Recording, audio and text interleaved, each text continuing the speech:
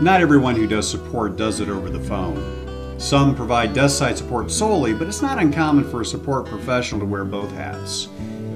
But when you're supporting a customer in person through desk side support, it requires a different set of skills than phone support does. Keep in mind you still only have a few seconds to create a good first impression, but by taking advantage of some key suggestions here, you can help ensure your first impression will not only be a good one, but also a lasting one. First, command confidence. If you look confident, your customer will perceive you as confident. And that'll go a long way toward positioning yourself as a business partner to the customer instead of an order taker.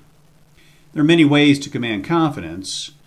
Watching your posture. A good posture suggests both confidence and competence. Establishing and maintaining eye contact, especially when addressing the customer at the start of the conversation and when you're closing that client engagement.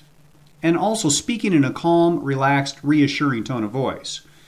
Practicing these kinds of things together will help you exude confidence to the customer. Next, be sure to maintain a professional appearance. Not all jobs require a tie, of course, but all customers require someone who appears organized and well-groomed. Third, smile.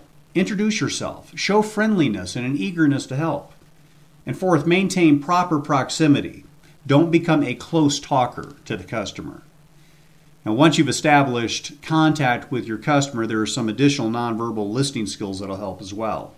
First, don't interrupt, either verbally or nonverbally, when the customer is speaking.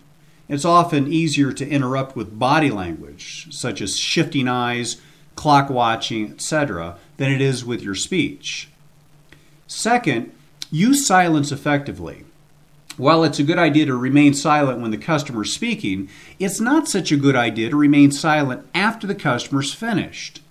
That gives the customer the impression that either you don't understand the problem as stated, or you don't agree with what the customer said, or worse, you don't believe what they said. Make sure you close the gap on any prolonged or otherwise uncomfortable silence. Third, beware of your facial expressions. We can get away with an awful lot more over the phone than we can in person.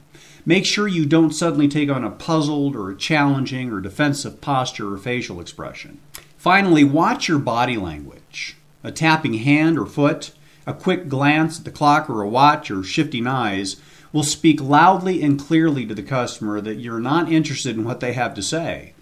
To show them you're listening, practice active listening skills such as keeping focused, using short messages such as I see, I understand, or some other verbal acknowledgement, and use open and inviting hand and arm gestures as well as a nodding head and a smile.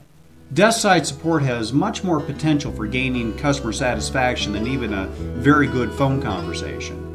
By using good face-to-face communication skills, you'll have all the ingredients to turn an otherwise impersonal support request into a warm, friendly meeting conducive to high customer satisfaction. Until next time, be sure all your support initiatives are customer-centered, performance-driven, and outcomes-based.